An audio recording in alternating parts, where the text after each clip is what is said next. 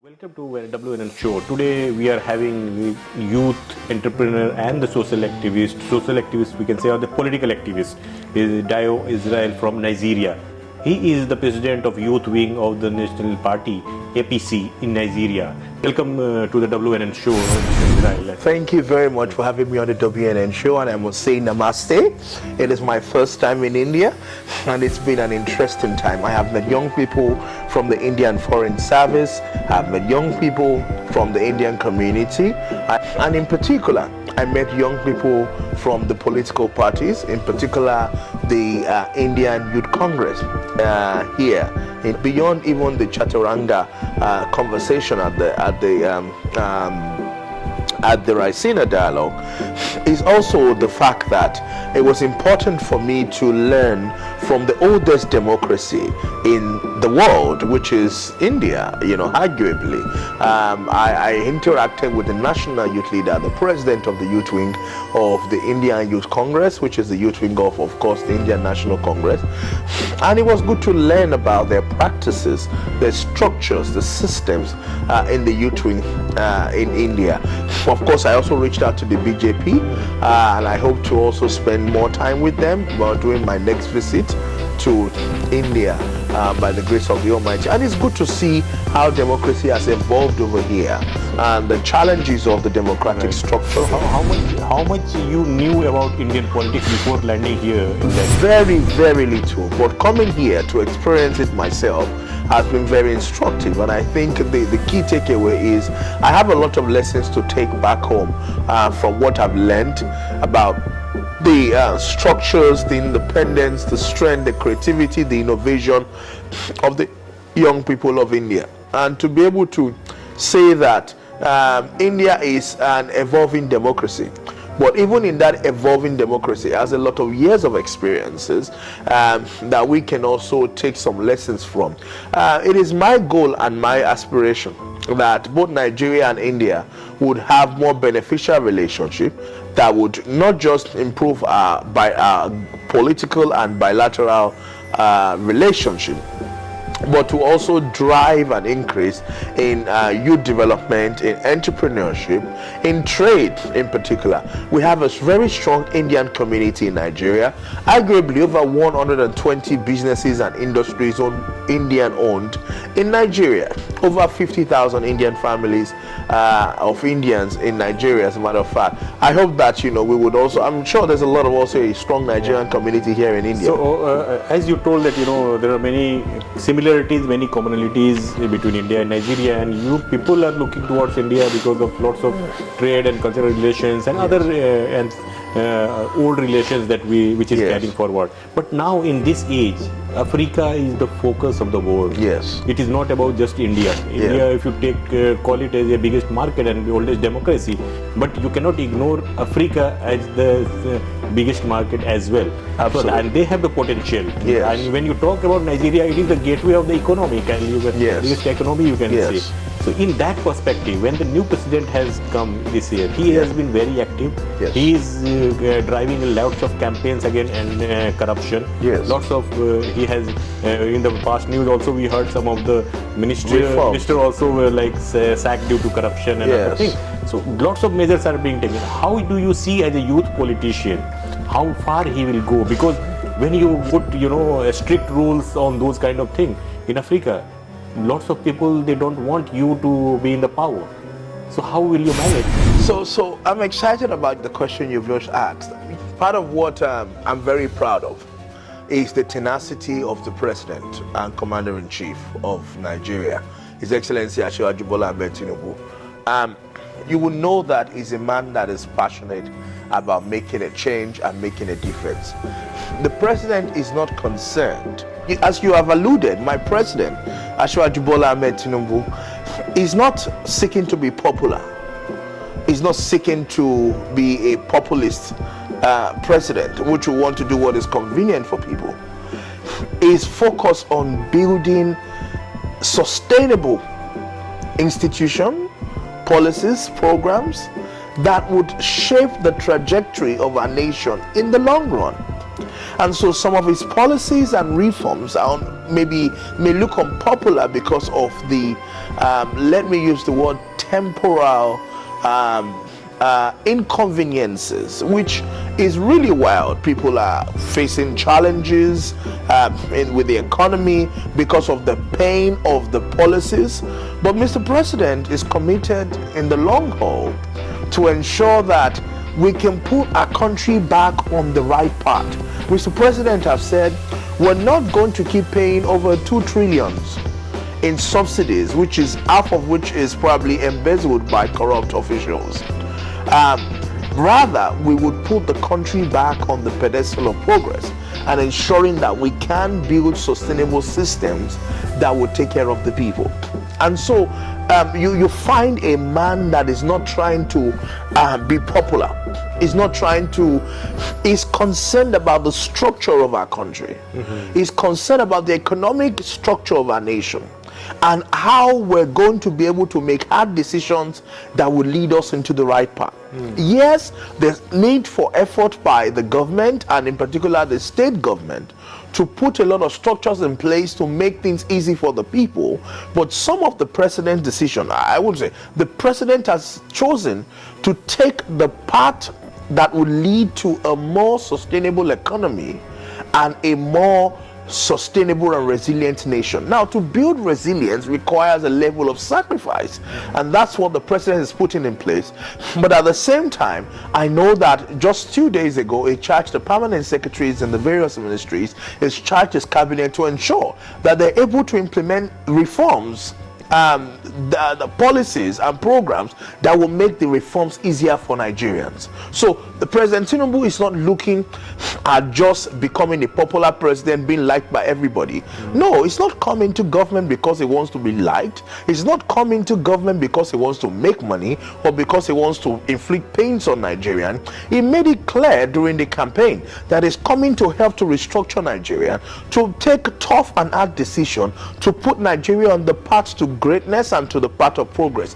And this decision comes with a form of sacrifice. Now, that sacrifice is not going to be easy for anybody, either you're in government or out of government. I think what is now important is for those who are working around the president, and which the president charged the permanent secretary some days ago, he charged the state governor some days ago. And if you look at what a governor like my governor Jide Sanwo-Olu in Lagos is doing, it is to be able to ensure that programs that would make it easy, the reforms to be easy for Nigerians and for their various citizens in their various states, are implemented alongside the stringent reform to put our economy back on the right path. The floating of the naira has affected, of course, the conversion rate of the dollars, but also there are efforts being put in place that will have a long-term benefit to Nigerians to ensure that we can be able to allow the dollar, come to a par with the naira, or allow the naira to gain. For example, part of those efforts, for example, is the refinery, for example, that have been put into both the Dangote refinery and also the Port Harcourt refinery and other government refineries that have been activated to ensure that our crude oil export is limited to local refining. That way our naira stays in our economy, and we're not using dollar to buy crude oil from the west. A lot of other things that the president is doing. You spoke in a way that some matured politician speaks. Thank you. Were very much aware about the things, policy and all. If you talk about the general youth, those who are not very much aligned with the political parties, they just have one ambition, that I should get job, I should get the best education and the health facility and all. In that front, what you see as a youth leader, what are the expectations from this government, and what needs to be done on a very fast pace that this government can complete in that tenure as soon as possible? That would be. So I represent the new generation of young people in politics as the national youth leader of the ruling party, and the yearnings of my people and my generation and the youth are very basic from any government. First, they want jobs, economy. Everybody wants to be self-reliant and self-sufficient. The young people want to be able to take care of their family. We don't want to leave Nigeria to have to go to Europe to look for survival, or come to India or go to any part of the West because we're looking for jobs. We want to have economic independence. And so part of that reform is to be able to ensure that young people have access to funding and financing for their startups, for their ideas, and for their innovation. And you would see that the government, is also looking into how to put some funding into startups and enterprises. But government cannot do it enough, so the private sector also needs to come on board, venture capitalists and all of that, to support startups and entrepreneurship. And in the long run, that would lead into job creation. But beyond that also, we also need to create industries, because if we create more industries, we need to get more, we will create more employment for young people. But we also need to reorientate our young people, and that's part of what we want to do as a party and as a youth wing. We've just introduced our action plan, which contains a lot of programs and solutions on how we want to work with the government to ensure that we can create jobs, we can help young people to be more self-sufficient, we can help young people to find, identify and find themselves. Because what we also see a lot with the new generation and the Gen Zs is that many people don't want to actually do the hard work. In Europe, there are many jobs that you would do here, even as Indians or as British and all the others, and you earn a lot of money. But in Africa, you don't really earn much from that. I know just calling out a plumber in the UK would, you can charge about £100, £150 just to call out a plumber or an electrician. But in Africa, it's probably peanut. So we want to also see how we can ensure that having vocational skills can become more valuable, and also you can get a value added opportunities, having those special vocational skills and other skills beyond just a 9-to-5 white collar job. And so those are part of the reforms that I believe the government is also looking at. But young people want to be economically self-sufficient. They want to earn livelihood. They want to be able to take care of the family. They want to be able to have a happy home and take care of their children. And so the priority is self-sufficiency. As you told that you were working on the policy for the next generation, and you are also aware about their aspiration and other things. What you found that how India is working on that front, and did you ever try to explore those way of bringing jobs, that how India is doing and how India is exploring in industrialization and bringing the investors? So did you get a chance to explore this? Yes, I had a little exposure to how India is also equipping and engaging its young people. Of course, we understand how India is using technology, and Indian young people are really leveraging technology and IT to create jobs, to be able to empower themselves, and we're hoping that young people in Nigeria can also leverage these opportunities. But beyond that is also the fact that we're looking at I think, and part of the other area that India has also advanced in the area of the healthcare sector, and so the healthcare sector, agriculture, information technology, and others, Indian young people are really leveraging that. A lot of young Nigerians are also doing that, including in the creative economy. India and Nigeria has a lot of similarities. You have Bollywood, we have Nollywood, and all of that. But it's also to be able to see how young people, government needs to create an enabling environment, or further deepen the enabling environment for young people to be able to thrive a lot. Yes. I was saying earlier, young people in Nigeria are also looking for, they want better security, they want not just employment, but they also want a society where their talent is valued. They want an environment where they are safer, where they are not being abused by security forces or inhuman treatment and all of that. So, but those are also part of the priorities for the Tinubu administration, to be able to, the president is very genuine about wanting to change Nigeria and wanting to make Nigeria a better place. And so and I'm happy that 2 days ago, as I mentioned earlier, he called on all the civil servant leadership at the federal level to sit up and get involved and take responsibility for driving those reforms that he wants to create, because he wants to leave a legacy. It's really about legacy for President. I believe that African talent is much far beyond than what we see in the picture. Yes. They are very talented. They are doing very well, not only in Africa. They are settled in US, they are settled in European countries, and they want to support their fellows and all. Yes. So, and there are many campaigns. I know that United Pan-Africanist Movement, there is one organization say from US. They do in lots of African countries an entrepreneurship program. But such diaspora, that African diaspora in different part of the world, are you trying to engage those people also and encourage them that to consolidate their effort to support the government for the better future? So one of the core benefit of the diaspora, for example, is remittances, and part of our FDI, a lot of it comes, and even the foreign inflows into Nigeria, a lot of it comes from diaspora remittances to families, to friends, domestic use, and then of course FDI, foreign direct investment. And so diaspora play a key active role, and our diaspora community continues to get increased by the number of our people who move into Europe and North America, and many of them now are able to even do a lot back home.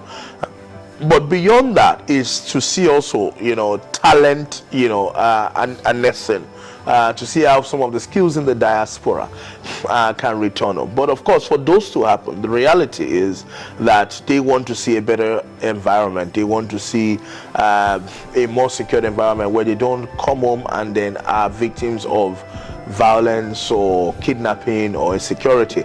And that's why the current president, Asiwaju Bola Ahmed Tinubu, has charged the armed forces and the military and the police to ensure that they are more Nigerians are safer, and our community is safer, and people feel safe in Nigeria. Is of course making decisions to be able to get more equipment and tools for security agencies to be able to protect the Nigerian people.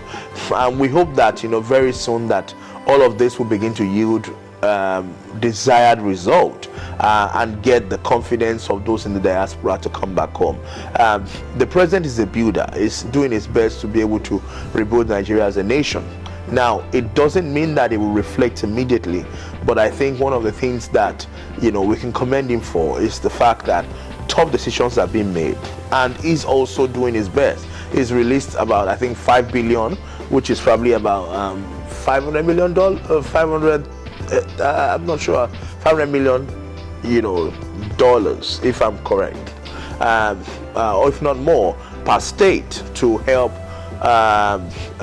each of the states to be able to manage the impact of this stringent reforms that is introducing. And so it's also for the people at the state level and the local level to hold their various leaders accountable, to be able to ensure that they're putting innovations in place to make it easy for their people. For example, the governor of Lagos, which is my governor, has introduced a lot of infrastructural development that makes it easy for Lagosians to be able to manage the impact of the fiscal pain, the challenges of the policies, the stringent policies being implemented. The temporary pain. So for example, we have the blue light rail services in Lagos, where the government is offering, I think, up to about 25 or 50% for Lagosians who are using the public transportation, both the rail services, the water services, the bus services. For example, we have the ferry services in Lagos. We are also about completing our red line, which leads to another community, other areas of Lagos, and then people in those communities will be able to access the public transport, metro line rail services there.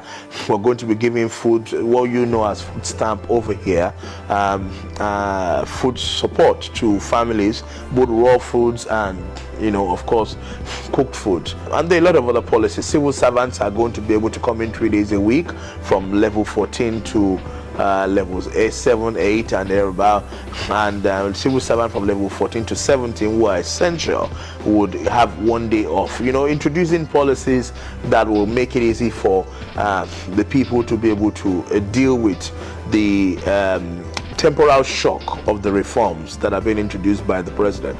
But of course, the long term, the long run is to be able to see that Nigeria gets on the path of greatness and achieves its potential. Yes, yeah, that's true, and we have been seeing this one very much evident, how the steps are being taken. So to conclude our conversation, I just wanted your observation and suggestion also, you can say, as a youth politician in Nigeria, and now you are comparing with Indian youth politics, or meeting the different counterparts. So how do you see, and what you want to suggest to the youths of Nigeria, not only Nigeria, African youths, those who are desperate to achieve something in a short time? So what is your suggestion being a youth? My message to young people, not just Nigerians, but young Africans and young people generally, is the fact that the world is your oyster, and there are many opportunities to do things legally, to do things right. The opportunities in the IT sector, the opportunity in the creative industry, the opportunity in the educational sector. And you need to look inward, believe in yourself, believe in your capacity, believe in your ability to be able to make the world a better place. The world will become a better place when you utilize your inner gift. Every one of us has been given a talent, a gift, and a skill that can earn us a livelihood and help us to become a better person and contribute to the life of our societies. Contribute to your environment. Hold your leaders accountable. Demand accountability from your elected representative, and ensure that you're active in the development of your society, because our society belongs to us. We are the future, and we have a role to play to safeguard that future. Thank you so much, Mr. Dayo Israel. It was Thank you nice, very and much. hope to see you soon in the parliament also, and take some of the ministerial berth. So Thank you can very much. implement those policies what you spoke today. Thank you Thank very you so much. much, and it was very nice discussion with the youth leader from Nigeria, and hopes that the youth generation will follow some of the suggestion, at least not